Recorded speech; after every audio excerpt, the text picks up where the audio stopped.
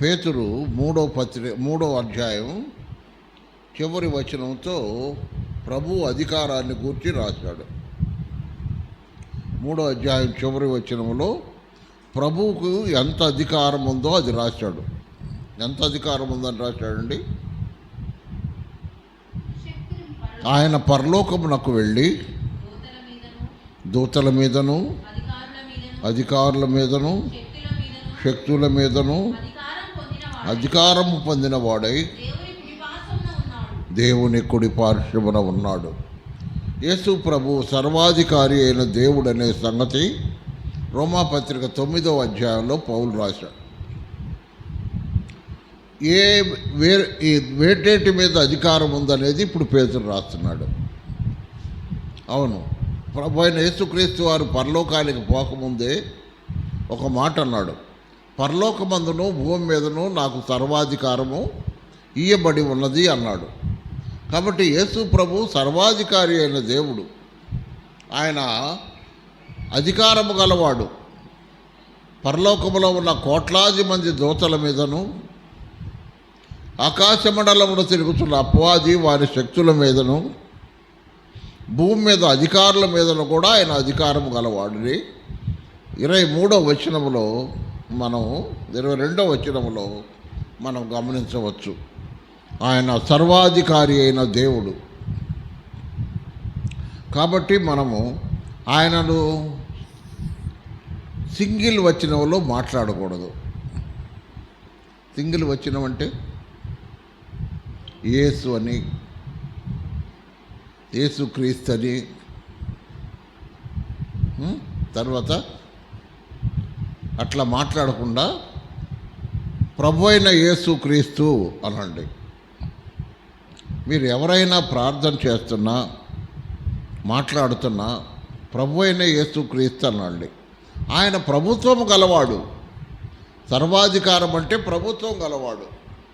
ఇప్పుడు చంద్రబాబు నాయుడు గారు ఉన్నాడు, ఈ రాష్ట్రం మీద ఆయనకు అధికారం ఉంది. ఆయన ఈ రాష్ట్రం మీద సర్వాధికారం ఉంది, అధికారం ఉంది. మోడీ గారు ఉన్నారు, ఇండియాకి ప్రధానమంత్రిగా ఆయనకు సర్వాధికారం ఉంది ఈ దేశం మీదే. కానీ యేసు ప్రభువుకు అలా కాదు. ప్రపంచమంతటి మీద, భూమి మీద ఉన్న మానవులందరిలో ఉన్న అధికారులకు అధికారి ఆయన. ఆకాశ మండలములో పరలోకములో ఉన్న కోట్లాది మంది దూతల మీద ఆయన అధికారి. ఆకాశ మండలంలో తిరుగుతున్న అపవాది వారి శక్తుల మీద కూడా ఆయన అధికారి అయి ఉన్నాడు. ఆయన సర్వాధికారి అయిన దేవుడు. కాబట్టి ఈ విషయాన్ని మనం గమనించి ఆయనను సింగిల్ వాడచ్చు. చాలామంది ఒక్కోసారి ఆర్ఆర్కే మూర్తి గారు కూడా అట్లా మాట్లాడుతుంటే నాకు కొంచెం బాధగా ఉంటుంది. యేసు అంటాం, యేసుక్రీస్తు అంటాం, అట్లా బాధగా ఉంటుంది. ఆయన పేరుకు ముందు ప్రభు అని పెట్టేవాడు, లేక పేరు తర్వాత ప్రభు అని పెట్టేవాడు. ప్రభుత్వం గలవాడు ఆయన. ప్రభు అనే మాటకి ఇంగ్లీష్లో లార్డ్. ఇంగ్లాండ్ దేశంలో రాణి ఉంది. విక్టోరియా మహారాణి కాలం నుంచి రాణులు ఉన్నారు. ఎలిజబెత్ 1, ఎలిజబెత్ 2 ఇట్లా ఉన్నారు. వాళ్ళ దేశం నుంచి ఒక ప్రతినిధిని పంపేటప్పుడు వాళ్ళు ఏం చేస్తారంటే అతనికి పేరుకు ముందు లార్డ్ అని పెడతారు. అతని పేరుకు ముందు లార్డ్. లార్డ్ అంటే ప్రభు. మీ దేశానికి ఇతడు ప్రభువు అని చెప్పటానికి అది లార్డ్ మౌంట్ బాటన్. లాస్ట్లో మన దేశానికి ప్రధానిగా అధికారిగా రోమా ప్రభుత్వది ఇంగ్లీష్లో అంటే ఇంగ్లాండ్ దేశపు ప్రతినిధిగా లార్డ్ మౌంట్ బాటన్ అని ఉన్నాడు. ఆయన పేరుకి ఏమంటారు? లార్డ్ మౌంట్ బాటన్ అంటారు. మౌంట్ బాటన్ అనరు, లార్డ్ మౌంట్ బాటన్ అంటారు. కాబట్టి మనము కూడా మన ప్రభువు అయితే ప్రపంచమంతటిలో కాకుండా, ఆకాశమండలం అంతటిలో కాకుండా, పరలోకంలో ఉన్న దూతల మీద కూడా ఆయన సర్వాధికారం గల దేవుడు. అది తండ్రి వల్ల నేను పొందాను అన్నాడు. అనేక సార్లు మనం యోహాను సువార్తలో మనం ఆ మాట చదువుకున్నాం. నేను తండ్రి వల్ల పొందాను అన్నాడు, తండ్రి నాకు అనుగ్రహించాడు అన్నాడు. కాబట్టి యేసు ప్రభు మాట మనం పలికేటప్పుడు ప్రభు అని లేకుండా పలకబాకండి. ఆయన ప్రభుత్వం గలవాడు, ఆయన ప్రభు అని జాగ్రత్తగా మనం ఒక్కోసారి పొరపాటు పడినా కూడా మనం జాగ్రత్తగా ఆ మాట అనకుండా ఉండాలి, అలవాటు చేసుకోవాలి. 4వ అధ్యాయం చదువుకున్నాం, ఇప్పుడు ఒక 11 వచనాలు. ఈ 4వ అధ్యాయంలో పేతురు ఏమన్నాడంటే, పేతురు క్రీస్తు శరీర విషయములో శ్రమపడెను, క్రీస్తు శరీర విషయములో శ్రమపడెను గనుక మీరును అట్టి మనస్సును ఆయుధముగా ధరించుకొనుడి. అంటే శరీర విషయంలో మనము శ్రమపడాలని దేవుని చిత్తం, కానీ శరీర విషయంలో ఎప్పుడు సుఖపడకూడదు. లూకాసు వార్త 16వ అధ్యాయం చూడండి. లూకాసు వార్త 16వ అధ్యాయం.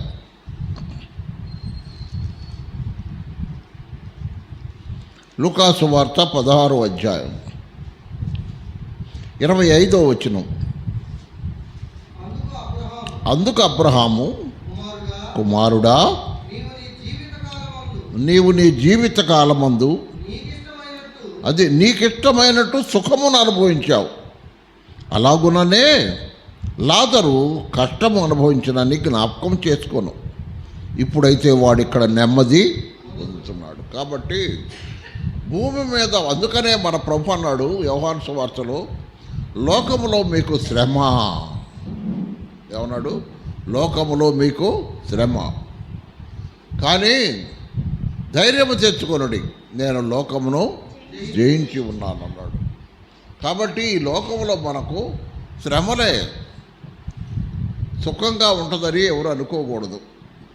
యేసు ప్రభువుని నమ్ముకుంటే సుఖంగా ఉంటుందని అనుకోకూడదు, నెమ్మదిగా ఉంటుంది అనుకోకూడదు.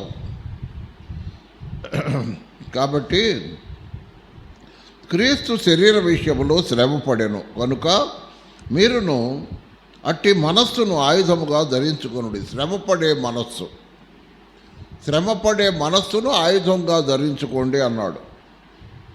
శరీర విషయంలో శ్రమపడిన వాడు శరీరమందు జీవించుతున్న మిగిలిన కాలము ఇక మీదట ఎలా జీవించాలో చెప్తున్నాడు. మనుజాశలను అనుసరింపక, మనుజాశలు మనస్సుకు ఇష్టమైన ఆశలు దాన్ని అనుసరించకూడదు. లోకంలో ఉన్న వాటి వైపు చూసి మనస్సు యొక్క ఆశలు అంటారు. అమ్మా, లోకంలో ఉన్న వాటి వైపు చూసి మనుజాశలు అంటారు. నేను కనపడాలంటే మీరు కొద్దిగా యువతలకు రండి, మీ కుర్చీ యువతలకు వేసుకోండి, నేను కనపడతా మీకు. కాబట్టి మనుజాశలను అనుసరించి నడుచుకొనక దేవుని ఇష్టానుసారంగా నేను నడుచుకొనున్నట్లు పాపముతో జోలి ఇక ఏమీ లేక, అంటే మనుష్య సంబంధమైన ఆశలు ఆశించుట ద్వారా పాపము సంక్రమిస్తుంది.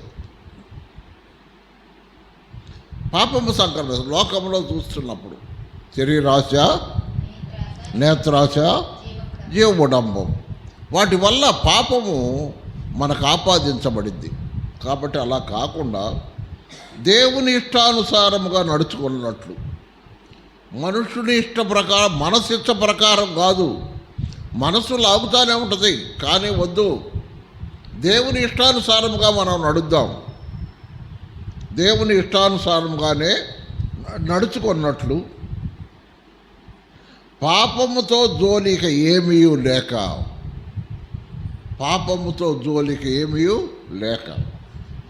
పాపముతో ఇక మనకు సంబంధం లేదు.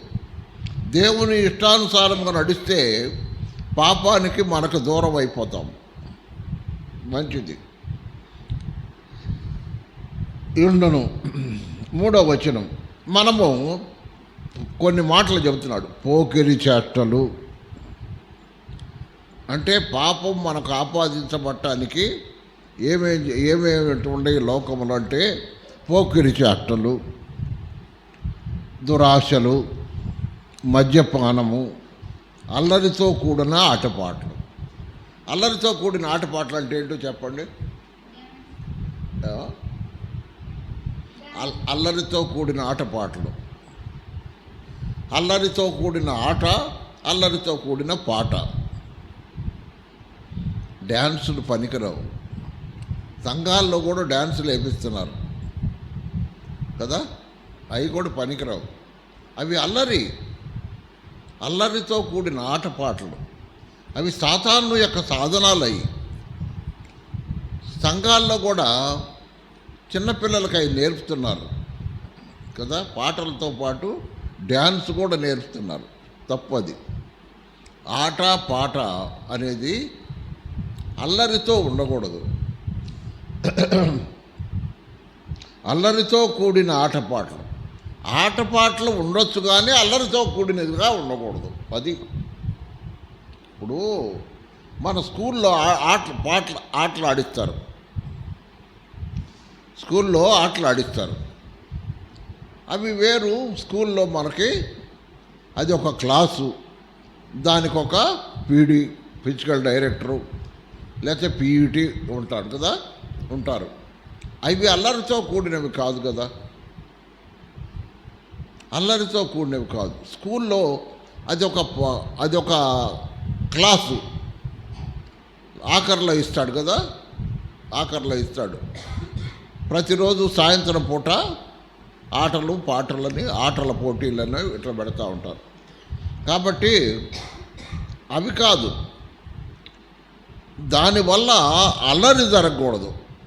ఆటల వల్ల అల్లరి జరగకూడదు. పాటల వల్ల కూడా అల్లరి జరగకూడదు. తరువాత తాగుబోతుల విందులు, మద్యముతో మత్తులై ఉండకుడి అన్నాడు పౌలు ఎఫెసీ పత్రికలో. కాబట్టి త్రాగటం అనేది దేవుని పిల్లలకు పనికిరాదు. ద్రాక్షారసము కొంచెం మాత్రమే తాగమన్నాడు. ఎవరిని? తిమోతిని. ఎందుకు?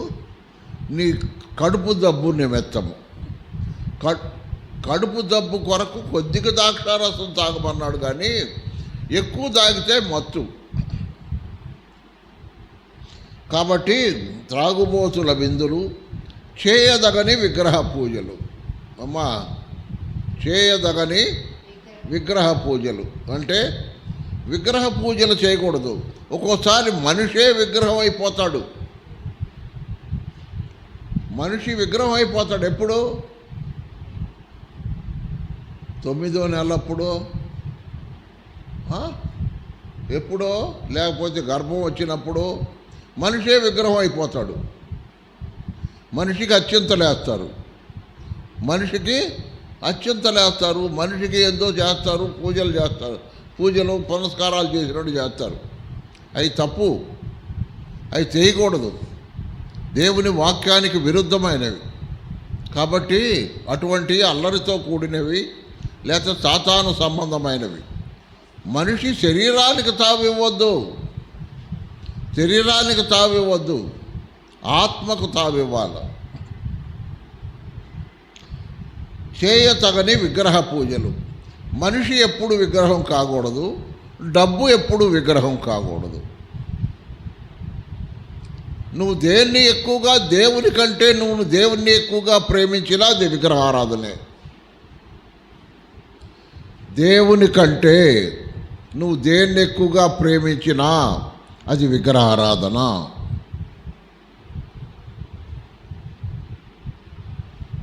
కాబట్టి దేవుని తర్వాతే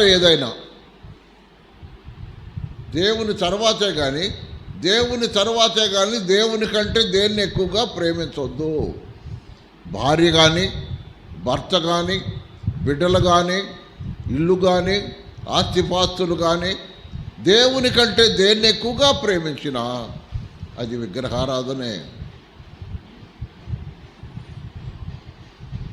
కాబట్టి తగని విగ్రహ పూజలు. ఇప్పుడు ఒక్కోసారి కొంతమంది ఇదే ఏం చేస్తారు, 9వ నెల 10వ నెలలు వచ్చినప్పుడు ఏదో కొబ్బరి బోండా పెడతారు, ఆమెకు అత్యంతలు వేస్తారు. ఏంది ఆమె ఒక విగ్రహమా? దేవుడిచ్చిన గర్భానికి మనిషి విగ్రహం అయిపోతే ఎట్లా? దేవునికి చెందవలసిన మహిమను మనం ఎవరికి ఆపాదించకూడదు. దేవుడు అన్నాడు ఆ మాట, నాకు చెందవలసిన మహిమను నేను ఎవరికి చెందనివ్వను అంటున్నాడు దేవుడు. కాబట్టి దేవుడే మహింపరచబడాల. మన ప్రతి కార్యము ద్వారా, మన మాటల ద్వారా దేవుడు మహింపరచబడాలా, మన పనుల ద్వారా దేవుడు మహింపరచబడాలా, మన ప్రతి పని ద్వారా దేవునికే మహిమ పొందాలి. యెషయా గ్రంథంలో అన్నాడు, నా మహిమను నేను ఎవరికి ఇచ్చువాడను కాను అన్నాడు దేవుడు. కాబట్టి చేయదగని విగ్రహ పూజలు మొదలైన వాటి యందు నడుచుకొనుచు అన్యజనుల ఇష్టము నెరవేర్చుచుండుటకు. ఎవరు ఆ పనులు చేసేది? అన్యజనులు అంటే నమ్మనోళ్ళు ఇటువంటివి చేస్తూ ఉంటారు కదండి. ఇటువంటి నమ్మనోళ్ళు చేస్తూ ఉంటారు.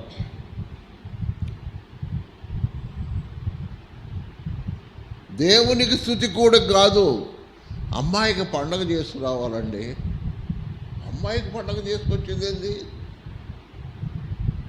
ఇవన్నీ ఏంటంటే దేవునికి చెందవలసిన మహిమను మనుషులకు ఆపాదించినట్టు అవుతుంది కదా.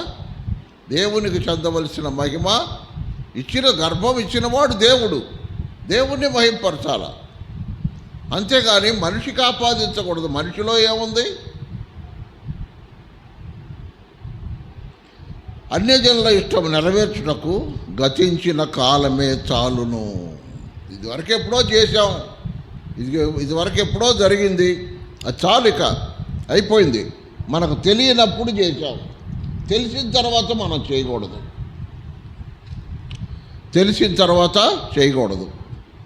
అపరిమితమైన ఈ దుర్వ్యాపారమునందు తమతో కూడా మీరు పరిగెత్తకపోయినందున వారు ఆశ్చర్యపడుచు మిమ్మల్ని దూషించుతున్నారు.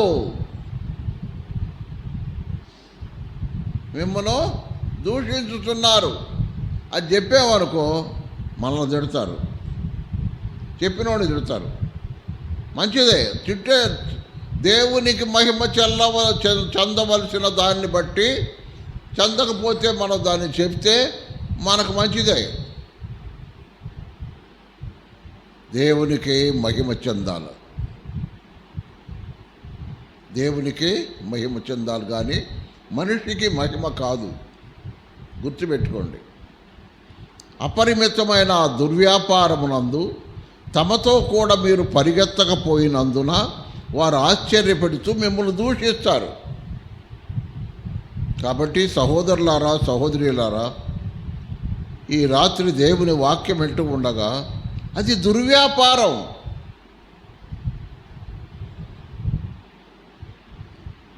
దుర్వ్యాపారం అంటే దేవునికి ఇష్టమైనది కాదు.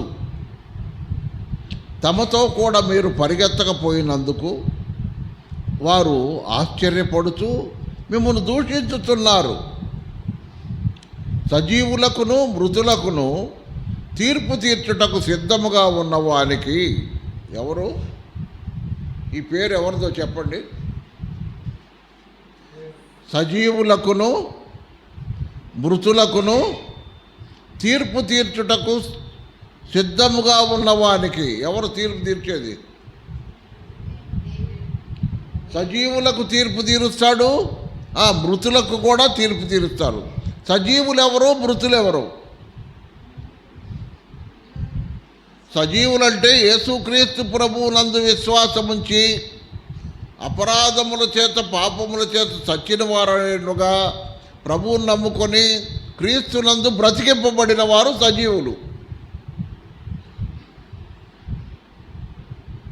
మృతులు నమ్మని వాళ్ళంతా మృతులే. నమ్మని వాళ్ళంతా మృతులే. కాబట్టి నమ్మిన వాళ్ళు నమ్మిన వాళ్ళకు కూడా తీర్పు ఉందా? ఉంది కదా. క్రీస్తు న్యాయపీఠం ఉండే, క్రీస్తు న్యాయపీఠం ఉంది కదా. అది తీర్పు అంటే తీర్పు తీర్చి నరకాగ్నిగుండానికి శిక్ష వేసేది కాదు. బహుమానాలు కిరీటాలు ఇయటానికి న్యాయపీఠం అది. ఒకవేళ సరిగా లేకపోతే అవమానం కూడా పొందుతాం. అక్కడ ఉంది వాక్యంలో, యేసు ప్రభువే చెప్పాడు ఆ మాట. అవమానం పొందుతాం, సిగ్గుతో తల ఉంచుకుంటాం కదా. కాబట్టి సజీవులకును మృతులకును తీర్పు తీర్చుటకు సిద్ధముగా ఉన్నవానికి, అనగా ప్రభువైన యేసుక్రీస్తుకు వారు ఉత్తరవాదులై ఉన్నారు. దేవుడే చూసుకుంటాడు. నేను చెప్పానని నా మీద కోపం కాదు, దేవుడు చూసుకుంటాడు. నేను చెప్పటం కాదు, వాక్యం చెప్తుంది. ఏం చెప్తుంది? వాక్యం చెప్తుంది, నేనుగా చెప్తాం. దూషించుతున్నారు, తీర్పు ఉత్తరవాదులై ఉన్నారు. మృతులు శరీర విషయములో మానవరీత్యా తీర్పు పొందినట్లును, ఆత్మ విషయములో దేవుణ్ణి బట్టి జీవించున్నట్లును వారికి కూడా సువార్త ప్రకటింపబడెను. ఎవరు? మృతులకు కూడా. మృతులెవరు? యేసు ప్రభువు నమ్మకుండా ఉన్నవాళ్ళం. మనం ఒకనాడు మృతులమే కదా. మనం ఒకనాడు మృతులమే. మృతులమైన మనలను యేసు ప్రభువునందు విశ్వాసం ఉంచి పాపములు ఒప్పుకున్నప్పుడు మనల్ని ఆయన బ్రతికించాడు. మనల్ని ఆయన బ్రతికించాడు. కాబట్టి మృతులు శరీర విషయంలో మానవరీత్యగా తీర్పు పొందినట్లు, అంటే నమ్మని వాళ్ళు ఆత్మ విషయంలో దేవుని బట్టి జీవించున్నట్లును, అంటే ఒకవేళ సువార్త కొన్ని సంవత్సరాల నుంచి ఈ గ్రామంలో సువార్త ప్రకటించబడుతుంది. ఇటు చూడు, గ్రామంలో సువార్త ప్రకటించబడుతుంది. ఎంతమంది నమ్ముకున్నారు? రోజుకు ఒక్కళ్ళు వేసుకున్నా ఎంతమంది నమ్ముకున్నారు? ఏమండి, రోజుకు ఒకళ్ళు వేసుకోండి. రోజుకు ఒకళ్ళు వేస్తే ఈ పాటికి ఈ పల్లె లేకపోతే ఈ గ్రామము అందరూ నమ్ముకోండి. వాళ్ళు ఏది నమ్ముకోవట్లేదు కదా. ఆత్మ విషయంలో దేవుని బట్టి జీవించినట్లును వారికి కూడా సువార్త ప్రకటించబడిన. ఎవరికి? నమ్మని వాళ్ళకు కూడా సువార్త ప్రకటించబడుతుంది. సువార్త ప్రకటించబడుతుంది. అయితే అన్నిటి అంతము సమీపమై ఉన్నది. అన్నిటి అంతము సమీపమై ఉన్నది కాగా వారు స్వస్థబుద్ధి గలవారై ప్రార్థనలకు వీలగునట్లు మెలకువగా ఉండండి. ప్రార్థనలకు అభ్యంతరం కలగకుండా ఉండాలి. మనం చాలా జాగ్రత్తగా జ్ఞానముతో నడుచుకోవాలి. జ్ఞానముతో మనం నడుచుకోవాలని దేవుని వాక్యం చెప్తుంది. భర్తతో భార్య, నమ్మని వాళ్ళతో నమ్మినోళ్ళు జ్ఞానముతో నడుచుకోవాలి. గమనించారా? జ్ఞానముతో నడుచుకోవాలి. ప్రార్థనకు వీలగునట్లు మెలకువగా ఉండుడి. ప్రేమ అనేక పాపములను కప్పును.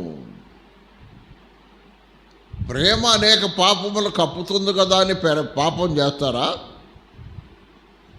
ప్రేమ అనేక పాపాలను కప్పుతుంది కదా అని పాపం చేస్తారా? లేదా ప్రేమ కప్పిద్ది కదా అని పాపం చేస్తారా?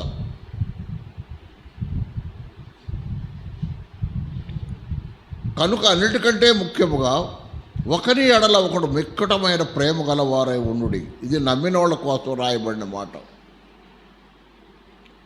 ప్రేమ అనేక పాపములు కప్పును. కనుక అన్నిటికంటే ముఖ్యముగా ఒకని ఎడల ఒకడు మిక్కుటమైన ప్రేమ గలవారై ఉండుడి. తప్పు చేస్తే ప్రేమతో వాడిని సరైన దారికి తీసుకురావాలి. మనం నమ్ముకున్నవాడు తప్పు చేశాడనుకోండి, దారికి తీసుకురావాలి జాగ్రత్తగా. సణుగు కొనకుండా ఒకని ఎడల ఒకడు ఆతిథ్యం ఇవ్వండి. సణుగు పనికిరాదు.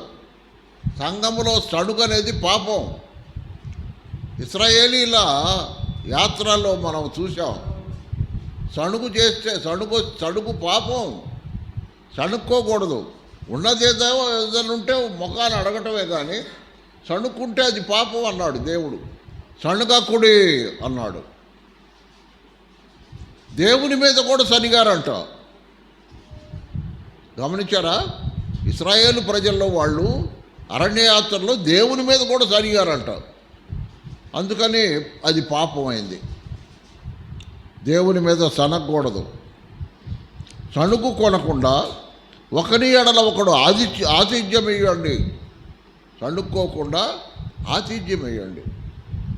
మంచి చేసుకోవడానికి. ఒక ఆమె ఒకసారి ఇక్కడికి వచ్చిన కొత్తలో నాకు కొద్దిగా ఆరోగ్యం బాగట్లేదు కదా, అప్పుడే బాగాదు.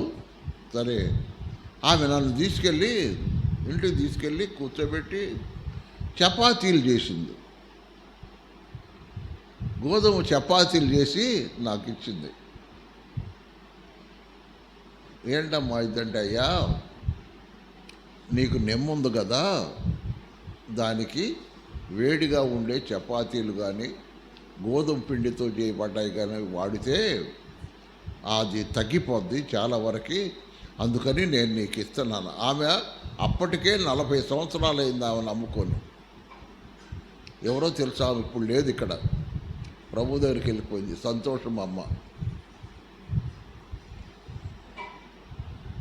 అంబడిపూడి ఊళ్ళలో అంబడిపూడి సంతోషమ్మ.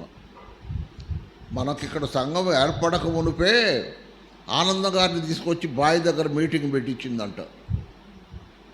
వేటపాలెం సత్యబాబు గారి నాన్న ఆనందం గారిని తీసుకొచ్చి బావి దగ్గర, ఆ బావి ఉంది కదా అక్కడ మీటింగ్ పెట్టించిందంట.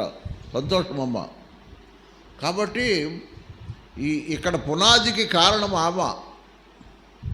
అప్పుడు నన్ను తీసుకెళ్ళి కూర్చోబెట్టి చపాతీలు వేసి పెట్టించి చెప్పింది. కాబట్టి చూసారా ప్రేమ, దేవుని పిల్లల ప్రేమది. సహోదరుడు సేవకుడు అప్పుడు ఇంకా సేవకు పూర్తికి రాలేదు నేను. సహోదరుడు బాధలో ఉన్నాడు, లేకపోతే శరీర బలహీనతలో ఉన్నాడని ఆమె నన్ను తీసుకొని వెళ్ళి చపాతీలు వేసి వేడివేడి ఇచ్చి, అయ్యా తినయ్యా అని అంది. ఇప్పటికి కూడా నేను మర్చిపోను. ఎవరైనా ఏదన్నా ఇస్తే తిని మర్చిపోయేది నిజానికి అది వాడంతటా దరిద్రుడు ఇంకొకటి ఉండడు. తిన్న కడుపు దగ్గర పెట్టుకొని మర్చిపోతాం మనం కదా, కాదు, మర్చిపోకూడదు. దేవుని నానా విధమైన కృప విషయమై మంచి గృహ నిర్వాహకులై ఉండి ఒక్కొక్కడు కృపావరం పొందిన కొలది ఒకరినొకడు ఉపచారము చేయుడి. అక్కడేమన్నాడు? ఆతిథ్యం చేయండి అన్నాడు. ఏమన్నాడు? ఆతిథ్యం చేయండి అన్నాడు. పైన మాటలో ఆతిథ్యం చేయండి అన్నాడు. తర్వాత మాటలు ఏమన్నాడు? ఉపచారము చేయండి. అంటే కొద్దిగా బాధలో ఉన్నప్పుడు మనము ఉపచారం చేయాలి. కష్టంలో ఉన్నప్పుడు ఉపచారం చేయాలి. బాధలో ఉన్నప్పుడు ఉపచారం చేయాలి. బాధలనే అందరికీ వస్తాయి. నా ఒక్కడికే రావు, నీ ఒక్కడికే రావు, నీకే రావు. సమయం వచ్చినప్పుడు ప్రతి వాళ్ళకి బాధలు వస్తాయి కదా. కాబట్టి బాధల్లో మనం ఏం చేయాలా?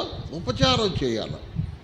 అప్పుడే టెంపర్ అయిపోతేట, అప్పుడే కోపం వచ్చేసా ఇక్కడ ఉంటానికి వీళ్ళేది, అక్కడ ఉండాలి, ఇక్కడ ఉండాలి అంటే అట్ట చెప్పండి. అది న్యాయమా? ఇది వరకు ఎప్పుడన్నా అట్లా జరుగునాయా? జరగలేదు కదా. కాబట్టి అప్పుడే టెంపర్ అయితే అట్లా. తొందరపాటు నిర్ణయాలు ఎప్పుడు కూడా సేవలో ఉండకూడదు. తొందరపాటు నిర్ణయాల వల్ల చాలా ప్రమాదం వస్తాయి. కాబట్టి సహోదరులారా, ఆతిథ్యం చేయాలా, ఉపచారం చేయాలా. ఒకడు బోధిస్తే దైవోక్తులు బోధించినట్లు బోధించాలా. ఏదో నేను చెప్పుకుపోయేది నేను చెప్పుకుపోతున్నాను, మీరు వింటే వినండి, వినకపోతే వినకపోండి, అది కాదు. మీరు వింటున్నారా లేదా అని గమనించాలా. నేను చెప్పేది నేను చెప్తున్నాను, మీరు వింటే వినండి, లేకపోతే లేదు, అది పద్ధతి కాదు. కాబట్టి ఒకడు బోధించిన ఎడల దేవోక్తులను బోధించినట్టు బోధించాలి. ఉపచారం చేస్తే అతడు అనుగ్రహించిన సామర్థ్యమునందు చేయాలి. ఉపచారం అంటే కొంచెం బాధలో ఉన్న వాళ్ళకి ఉపచారం చేసి, బాధలో ఉన్నవాడికి ఉపచారం చేసి వాడి కొద్దిగా నెమ్మది కలుగు చేయాలి. అందుకనే నేను ఇప్పుడు ఈ మధ్య ఒక నిర్ణయానికి వస్తున్నా. కొన్ని విషయాల్లో ప్రయాణాలు చేయటం తగ్గించుకుంటున్నాను. నేను ఎక్కడికి రాను, వీలైతే కాలనీకి కూడా ఆగిపోదాం అనుకుంటున్నా. ఎందుకంటే శరీరం ఆటి రాట్ల ప్రస్తుతానికి వస్తాను, కానీ దూర ప్రయాణాలు కానీ చేసేది మాత్రం కష్టం అవుతుంది. ఎందుకంటే వయసును బట్టి, శరీరాన్ని బట్టి అవి చేసినందువల్ల వచ్చే పరిణామాలు ఎట్లా ఉన్నాయంటే మనుష్యుల చేత అసహించుకునే పరిస్థితి తెచ్చుకొని నేను. కాబట్టి అలాంటి పరిస్థితులు లేకుండా జాగ్రత్త పడటానికి ప్రయత్నం చేస్తాను నేను. దేవుడు అనుగ్రహించు సామర్థ్యమునందు చేయవలను. ఇందువలన దేవుడు అన్నిటిలోనూ